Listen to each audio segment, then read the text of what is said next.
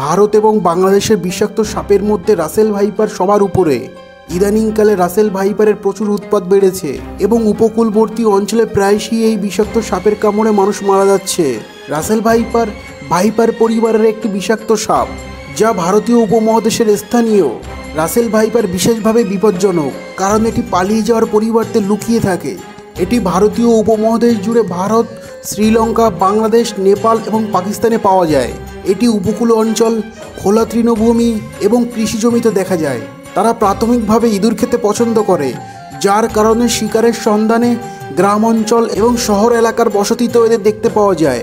এই বিষাক্ত Russell viper সম্পর্কে 8টি আকর্ষণীয় তথ্য দেব, যা বর্তমান প্রেক্ষাপটে আপনার জানার প্রয়োজন। নাম্বার 1, তাদের নাম দেওয়া হয়েছে লুকার। রাসেল ভাইপারের প্রজাতিটির নাম রাসেলি। প্যাট্রিক রাসেলের সম্মানে নামকরণ করা হয়েছে, একজন স্কটিশ হারপেটোলজিস্ট যিনি ভারতীয় সাপের গবেষণায় গুরুত্বপূর্ণ অবদান রেখেছিলেন। শ্রেণীবিন্যাসগতভাবে এটি ভাইপারাইট পরিবারের অন্তর্গত এবং অন্যান্য ভাইপারের সাথে ঘনিষ্ঠভাবে সম্পর্কিত। পরিবারের অন্যান্য সদস্যদের চেয়ে এরা অনেক বেশি কুখ্যাত। ডাবোয়া প্রজাতিটি হিন্দি শব্দ দাবিয়া থেকে উদ্বুদ্ধ হয়েছে, যার অর্থ লুকিয়ে আছে বা লুকানো। এটি এমন একটি সাপ যা ঘাসের মধ্যে পুরোপুরি ছদ্মবেশে অপেক্ষা করবে যতক্ষণ না একটি শিকার বা ইঁদুর আসে। দুর্ভাগ্যবশত কখনো কখনো ইঁদুরের পরিবর্তে মানুষ চলে আসে, ফলাফল সাপের বিষাক্ত ছোবল খেতে বাধ্য হয়। নাম্বার 2, তারা খুবই বিপজ্জনক। সাপের বিষ সাধারণত একটি ছোট্ট স্তন্যপায়ী শিকারকে কাবু করতে বিকশিত হয়, যাতে শিকারকে হত্যা করে ভোজন করতে পারে। কিন্তু স্তন্যপায়ী প্রাণী হিসাবে এর বিষ মানুষের রক্তেও প্রভাব ফেলে, তাই মানুষ ভিন্ন প্রাণী হয়েও একে অপরের ভয়ে ভীত হয়ে পড়ে। রাসেল ভাইপার দক্ষিণ এশিয়ার বিগ 4 বিষাক্ত সাপগুলির মধ্যে একটি এবং এটি মারাত্মক বিষের জন্য কুখ্যাত। এই সাপ মানুষের লোকালয়ে প্রবেশ করে এবং বসত বাড়িতে ঢুকে একে আরও মারাত্মক করে তোলে। এই সাপের কামড়ে বছরে আনুমানিক 25,000 প্রাণহানি ঘটে। এর বিষ তীব্র কিডনি বিকল এবং রক্ত জমাট বাঁধার সমস্যা সৃষ্টি করে, যা মানুষকে মৃত্যুর দুয়ারে পৌঁছে দেয়। এর থেকে বিপদ কমানোর অসংখ্য সম্ভাব্য উপায় রয়েছে, কিন্তু বর্তমান পদ্ধতি হচ্ছে ব্যাপকভাবে পিটিয়ে ধ্বংস করা। গণজোট বেঁধে এই সাপ নিধন না করলে মৃত্যু ঝুঁকি বাড়তেই থাকবে। নাম্বার 3, তাদের চোয়াল আধা ইঞ্চির উপরে বৃদ্ধি পায়। রাসেল ভাইপারের চোয়ালগুলো গড়ে প্রায় 0.65 ইঞ্চি দৈর্ঘ্যে পৌঁছায়। এর কামড় প্রচণ্ড বেদনাদায়ক এবং বিষ শরীরে প্রবেশ করানোর জন্য যথেষ্ট। এরা হুমকির সম্মুখীন হলে আরও শক্তিশালী হিংসাত্মক হয়ে কামড় দিতে পারে। নাম্বার 4, এদের একটি লুকানো হিট রাডার আছে। রাসেল ভাইপারের পিট ভাইপারের মতো তাপ সংবেদনশীল পিট অঙ্গ নেই, তবে তাদের কোনো না কোনো তাপ সংবেদনশীল অঙ্গ রয়েছে বলে বিশ্বাস করা হয়। এটি ঠিক কী তা এখনও অজানা, তবে সুপারনাসাল থলির স্নায়ু শেষগুলি অন্যান্য তাপ সংবেদনশীল অঙ্গগুলোর মতোই কাজ করে। এটি তাদের উষ্ণ তাপের মধ্যে ছোট স্তন্যপায়ী প্রাণী শনাক্ত এবং শিকার করতে সহায়তা করে।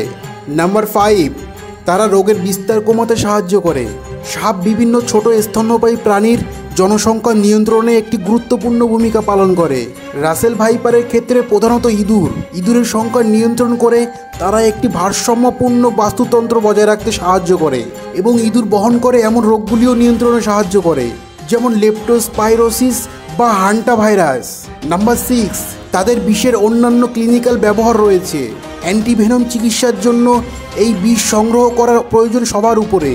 এই সাপের বিষে পাওয়া যৌগগুলির জন্য অন্যান্য সম্ভব পথ রয়েছে, যা দিয়ে চিকিৎসা বিজ্ঞানের অগ্রগতি ত্বরান্বিত হয়। এই সাপের কামড়ে 12টি প্রোটিন পরিবার থেকে 63টি পৃথক প্রোটিন রয়েছে, যা এটিকে বিষের একটি জটিল ককটেল তৈরি করে।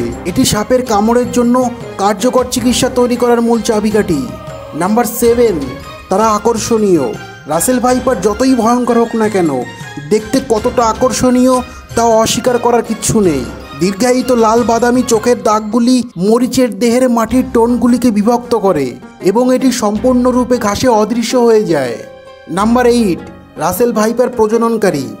রাসেল ভাইপার প্রচুর পরিমাণে প্রজনন করে। একটি একক গর্ভবতী মহিলা সাপ 1 লিটারে 50টিরও বেশি জীবিত বাচ্চা তৈরি করতে পারে।